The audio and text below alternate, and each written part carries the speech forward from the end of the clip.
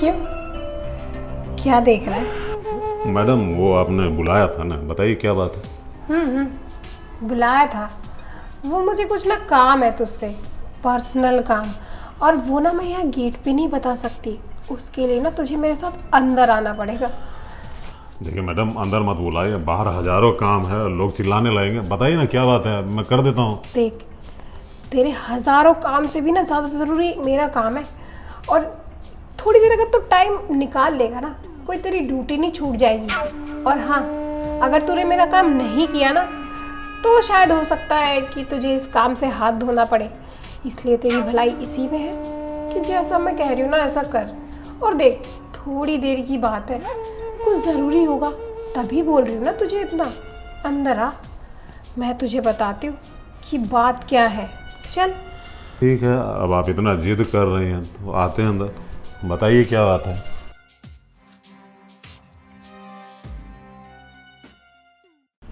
समझ नहीं आ रहा है कि मैडम को क्या काम है। बाहर भी तो बता सकते थे, लेकिन बैठ ना प्यारे, तो खड़ा क्यों है? सारा दिन ड्यूटी पे खड़ा ही रहता है ना, थक जाता होगा। चल बैठ। देखिए मैडम, मेरे थकने उगने के बारे में आप ज़्यादा चिंतित मत होइए। आपने बोला था कि अंदर जाऊंगा तो बताइएगा, आप अंदर आ गया हूँ ना, बताइए क्या काम है। देख, अभी अभी तो अंदर आया ना तू, और कौन सा मेरी बात भागी जा रही है। तू बैठ, बैठेगा जब भी मेरी बात चालू होगी। बता, तुझे मैं सुंदर नहीं लगती क्या? कुछ कमी है मुझ में?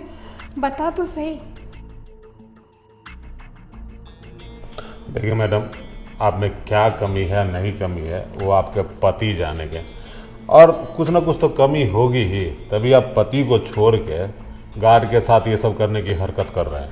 अरे ओ, मेरे पति में ना कोई कमी नहीं है। बस ये है कि उसको पैसों से ज़्यादा प्यार है अपनी बीवी से। वो क्या है ना, जिस दिन से मेरी शादी हुई है उसी दिन से वो आदमी अपने काम के पीछे भाग रहा है, तो वो मुझ पर ध्यान ही नहीं देता। देखिए, अगर आपका पति काम के पीछे भाग रहा है तो आप अपने पति के पीछे भागिए, गार्ड का पीछा क्यों कर रहे हैं। यही तो मैं तुझे बताना चाहती हूँ कि मुझे ना प्यार चाहिए, और मेरे को ना प्यार की भूख है बस। देख, अब पति तो देता नहीं क्योंकि वो बाहर है, और मैं कहीं बाहर जा नहीं सकती क्योंकि वो जो ननद है ना मेरी, वो सारा दिन घर में बैठ के मुझ पे आंखें गड़ा के रखती है।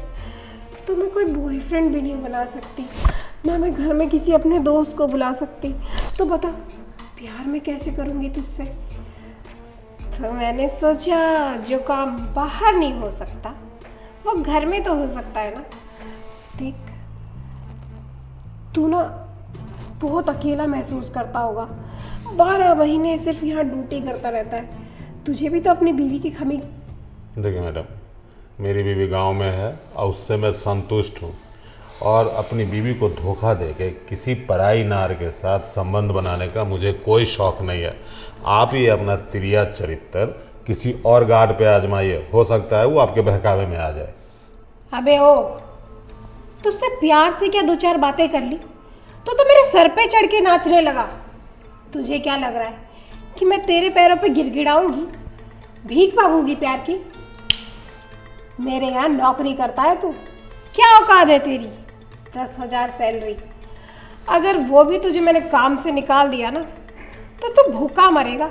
तू क्या, वो तेरी बीवी और वो तेरे बच्चे सब, और तुझ पे लांछन लगा दिया कि तू कितना नीच है। जहाँ काम करता है उन्हीं की बहू बेटियों को ताड़ता है। देखिए मैडम, ये बहुत गलत बात है। आपकी जो ज़रूरत है अपने पति से पूरा कीजिए, मुझ पे क्यों पाप लगा रही हैं। और एक बात बता दो, खुशबू और बदबू कोई भी चीज़ छिपती नहीं है। अगर आपके साथ मैं इस तरह का कांड करूंगा तो आपको लगता है कि ये बात छिप जाएगी? आज ना कल साहब को पता चल जाएगी, और साहब की नज़र में मैं कहीं का नहीं रहूँगा। अरे ओ, इतना ज्ञान प्रदान मत कर मुझे, ठीक है? मुझे अच्छे से पता है मैं क्या कर रही हूँ।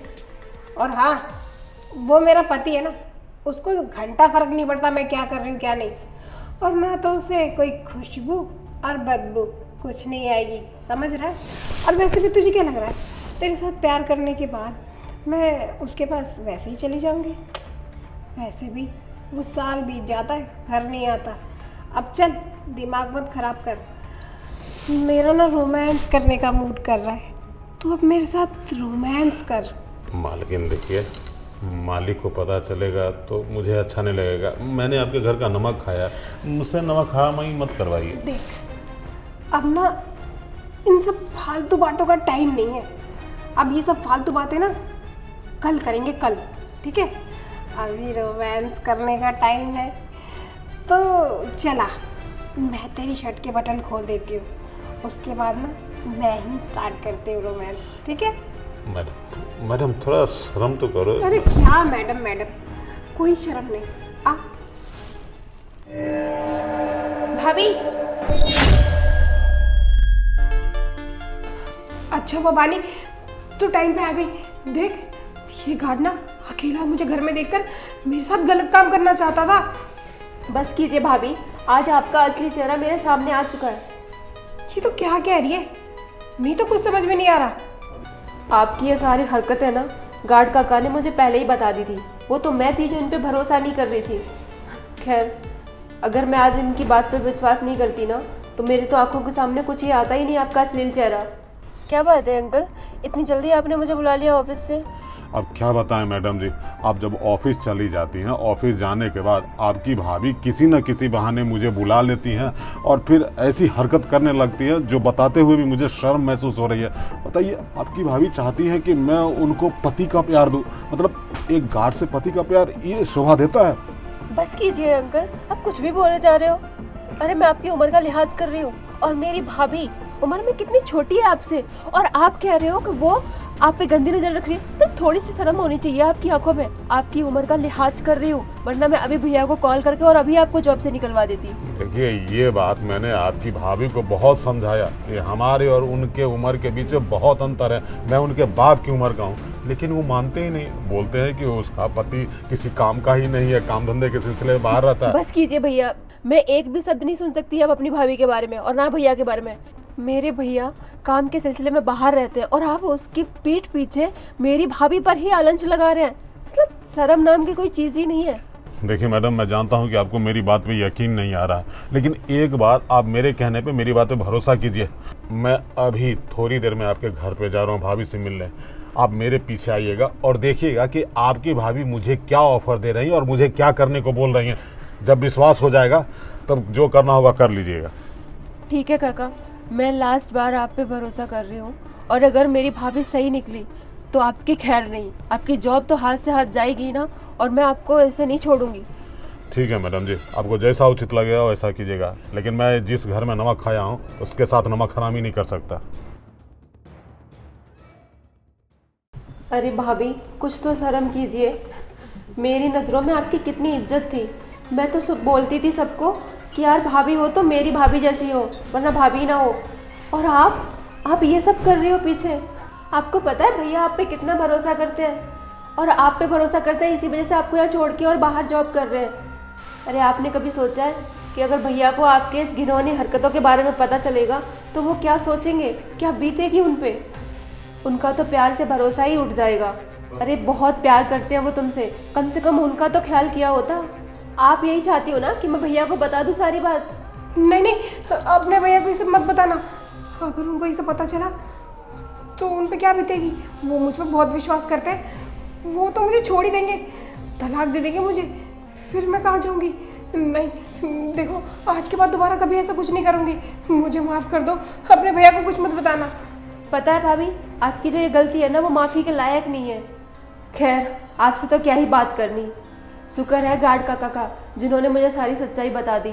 और यार, अगर इनकी जगह कोई और होता ना, तो मेरे तो परिवार की इज्जत मिट्टी में ही मिल जानी थी। और इसके लिए मैं आपकी ज़िंदगी भर आभारी रहूँगी। देखिए मैडम, आप मुझे थैंक यू मत बोलिए, मैंने तो बस अपने नमक का हक अदा किया है। और गार्ड काका, आप टेंशन मत लीजिए, आपको आज के बाद कोई भी शिकायत का मौका नहीं मिलेगा। आप आराम से अपनी ड्यूटी कर सकते हैं। ठीक है मैडम। और भाभी, आप शर्म कीजिए। आपको मैं भाभी बोलते हुए मुझे शर्म आती है। ऐसी भी भाभियाँ होती हैं क्या किसी की? अरे जिनके हस्बैंड बाहर रहते हैं, जॉब करते हैं, क्या उनकी वाइफ भी ऐसी हरकतें करती होंगी? सोचो उनके बारे में, जिनके पति फौज में है, जो देश की रक्षा कर रहे हैं, क्या उनकी भी पत्नियां पीछे से यही हरकतें कर रही होंगी? नहीं ना। फिर आप ये सब क्यों कर रही हो? क्या आपको भैया से प्यार नहीं है? मैं उम्मीद करती हूँ भाभी कि आज के बाद आप ऐसी गलती कभी नहीं करेंगी। ये गलती आपकी लास्ट गलती होगी। और अगर आज के बाद अगर कोई गलती आपने की ना, तो मैं आपको नहीं, सीधा भैया को कॉल करूँगी। नहीं नहीं, मैं कभी ऐसी गलती नहीं दोहराऊंगी। मुझे माफ़ कर दो, अपने भैया को कुछ मत बताना, नहीं तो मेरा घर टूट जाएगा। मुझे माफ़ कर दो। ठीक है, देखते हैं, ये तो वक्त ही बताएगा।